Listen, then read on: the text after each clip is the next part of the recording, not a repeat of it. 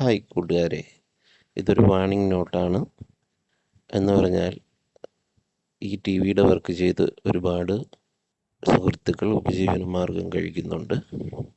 അപ്പോൾ അവരുടെ ജോലിയെ ഡിസ്റ്റർബ് ചെയ്യാനോ അവരുടെ ജോലിയെ തരം താഴ്ത്തി കാണിക്കാനോ ഉള്ള ഉദ്ദേശപ്രകാരമല്ല ഈ വീഡിയോ എന്താണ് ടി വിക്കകത്ത് നടക്കുന്ന ചില കാര്യങ്ങളെ പരിചയപ്പെടുത്താൻ മാത്രം. എല്ലാവർക്കും അത് പൊളിച്ച് കാണാനുള്ള അവസരം കിട്ടിയെന്ന് വരത്തില്ല. അപ്പം അങ്ങനെയുള്ള കൂട്ടുകാർക്ക് അതിനകത്ത് എന്താണ് നടക്കുന്നത് എന്ന് കാണിച്ചു തരിക മാത്രമാണ് ഈ വീഡിയോയിലൂടെ ഞാൻ ചെയ്യുന്നത്. ഈ വീഡിയോ കണ്ടിട്ട് ടെക്നീഷ്യന്മാരോട് വാഗ്വാദം ഉന്നയിക്കാനോ അങ്ങനെയാണ് ഇങ്ങനെയാണെന്ന് പറഞ്ഞ് അവരുടെ ഉപജീവന മാർഗത്തെ തടസ്സപ്പെടുത്താനോ ആരും ശ്രമിക്കരുത്. നമ്മൾ ചെയ്യുന്ന നല്ല പ്രവൃത്തികൾ നല്ല രീതിയിൽ മാത്രം കാണുക, ആ രീതിയിൽ അതിനെ വീക്ഷിക്കുക. Thank you. Hi friends, Grayson info സിസ്റ്റത്തിൻ്റെ മറ്റൊരു വീഡിയോയിലേക്ക് ഏവർക്കും സ്വാഗതം. നമ്മളിന്ന് ചെയ്യാൻ പോകുന്നത്, നമ്മുടെ ചാനലിൽ മുൻപ് കുറച്ച് കാര്യങ്ങൾ ഇതിനെയൊക്കെ കുറിച്ച് ചെയ്തിട്ടുണ്ട്. എന്നാലും കുറച്ച് ഡീറ്റെയിൽഡ് ആയിട്ട് ഒരു ടി വിയെ കുറിച്ചിട്ടുള്ള എക്സ്പ്ലനേഷൻ, പവർ സപ്ലൈ സംബന്ധമായിട്ടുള്ള കാര്യങ്ങളും എന്തൊക്കെയാണ് അതിനകത്ത്, എനിക്കിപ്പം കിട്ടിയ കംപ്ലയിൻറ്റ് എന്താണ്, അതെങ്ങനെ സോൾവ് ചെയ്തു, അങ്ങനെ തുടങ്ങിയുള്ള കാര്യങ്ങളാണ് നമ്മുടെ ഈ വീഡിയോയിൽ കാണുന്നത്.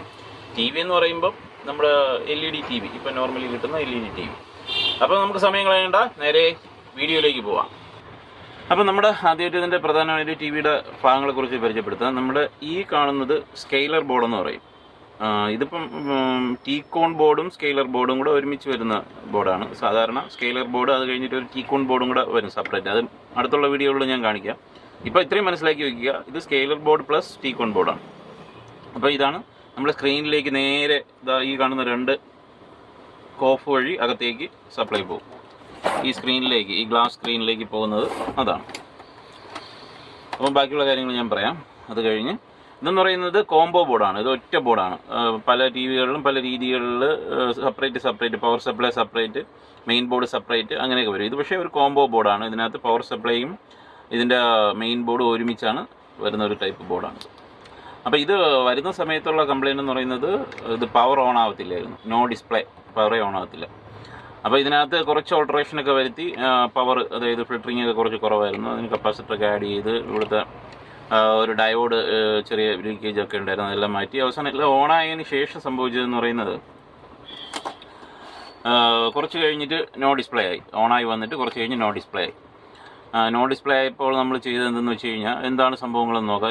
ഇതിനകത്ത് പലതരം വോൾട്ടേജുകൾ, അത് ഡീറ്റെയിൽഡ് ആയിട്ട് ഇപ്പം പറഞ്ഞു കഴിഞ്ഞാൽ ഒരുപാട് വീഡിയോയ്ക്ക് ലെങ്ത് കൂടും. അപ്പോൾ ഞാൻ ഷോർട്ടായിട്ട് പറയാം. ഇതിൽ 5 വോൾട്ട് ആവശ്യമുണ്ട്, 3.3 ആവശ്യമുണ്ട്, 1.2 വോൾട്ടേജ് ആവശ്യമുണ്ട്. ഇതെല്ലാം നമ്മുടെ ഈ 12 വോൾട്ട്, ഇവിടെ വരുന്ന 12 വോൾട്ടാണ്. ഇവിടെ നിന്നാണ് ബൂസ്റ്റ് ചെയ്ത് ബാക്കിയുള്ളതെല്ലാം ഡൗൺ ചെയ്തെടുക്കുന്നത്. ബക്ക് കൺവെർട്ടറുകൾ ഉപയോഗിച്ചിട്ട് നമ്മൾ ഡൗൺ ചെയ്തെടുക്കുന്നത്. അതിൽ 5 വോൾട്ട് ആയിട്ട് ഡൗൺ ചെയ്യിപ്പിക്കുന്ന ഒരു കൺവെർഷൻ സ്റ്റേജ് ഉണ്ട്. ആ സ്റ്റേജിലുള്ള ഒരു കൺവെർഷൻ IC കത്തിപ്പോയി. ഈ 5 വോൾട്ട് സ്റ്റേജിലുള്ള റെഗുലേറ്റിംഗ് IC പോയതാണ്. റെഗുലേറ്റിംഗ് IC അല്ല, അത് ബക്ക് കൺവെർട്ടറാണ്, ഒരു കോയിലൊക്കെ ഉപയോഗിച്ചിട്ടുള്ളത്. അപ്പം നമുക്ക് ആ IC മേടിച്ചിടാൻ വേണ്ടിയിട്ട് മാർക്കറ്റിൽ ബുദ്ധിമുട്ടാണ്. അപ്പോൾ നമുക്ക് നിസ്സാരമായിട്ട് ചെയ്യാൻ പറ്റുന്ന ഒരു സംഭവമുണ്ട്. നമ്മുടെ ഈ ബക്ക് കൺവെർട്ടർ എന്ന് പറയുന്ന ഡൗണും ഉണ്ട് അപ്പും ഉണ്ട് ഇതിനകത്ത്. ഇത് ഡൗൺ ആണ്. 12 വോൾട്ട് കൊടുത്തു കഴിഞ്ഞാൽ നമുക്ക് എത്ര വോൾട്ട്, 35 വോൾട്ട് കൊടുത്തു കഴിഞ്ഞാൽ അത് 1 വോൾട്ട് വരെയും കുറച്ചെടുക്കാൻ പറ്റും. ഇപ്പം 12 വോൾട്ടാണ് ഞാൻ കൊടുത്തിരിക്കുന്നത്. 12 വോൾട്ട് കൊടുത്ത് 5 വോൾട്ട് ഈ ബക്ക് കൺവെർട്ടർ വെച്ചെന്ന് പറഞ്ഞു കഴിഞ്ഞാൽ ഇത് 5 ആംപിയർ വരെ നമുക്ക് ഇതിനകത്ത് സപ്പോർട്ട് ചെയ്യും എന്നുള്ളതാണ് ഏറ്റവും വലിയ കാര്യം. 5 ആംപിയർ വരെ സപ്പോർട്ട് ചെയ്യും. അപ്പോൾ അല്ലാതെ ഈ നമ്മുടെ ചെറിയ റെഗുലേറ്റിംഗ് ICകൾ ഉപയോഗിച്ച് കഴിഞ്ഞാൽ അത് ഹീറ്റ് പ്രശ്നമാണ്. അപ്പോൾ ഇതാകുമ്പോൾ വിഷയമില്ല. ഇത് നമുക്ക് ഈ ഒരു പ്രീസെറ്റ് ഇവിടെ കൊടുത്തിട്ടുണ്ട്. ഇത് ഉപയോഗിച്ചിട്ട് ഈ വോൾട്ടേജ് വേരി ചെയ്യിപ്പിച്ചെടുക്കാം.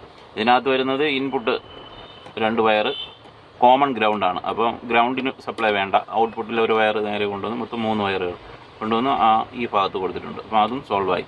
അങ്ങനെ അത്രയും കാര്യങ്ങൾ ചെയ്തപ്പോഴേക്ക് ഈ ടി വി അപ്പായിട്ടുണ്ട്. നമുക്കിതിൻ്റെ ഡിസ്പ്ലേ ഒന്ന് നോക്കാം. ഞാൻ പ്ലഗ് ചെയ്യുകയാണ്. പ്ലഗ് ചെയ്ത് നിങ്ങൾക്ക് കാണാം, റെഡ് ലൈറ്റ് കത്തി.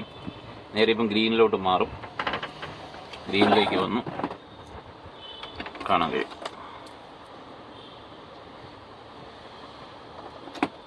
അപ്പം ഞാൻ ഏകദേശം ഷോർട്ടായിട്ടാണ് ഈ വീഡിയോ കുറിച്ചിട്ട് പറഞ്ഞത്. ഏകദേശം നിങ്ങൾക്ക് കാര്യങ്ങളൊക്കെ മനസ്സിലായെന്ന് പ്രതീക്ഷിക്കുന്നു.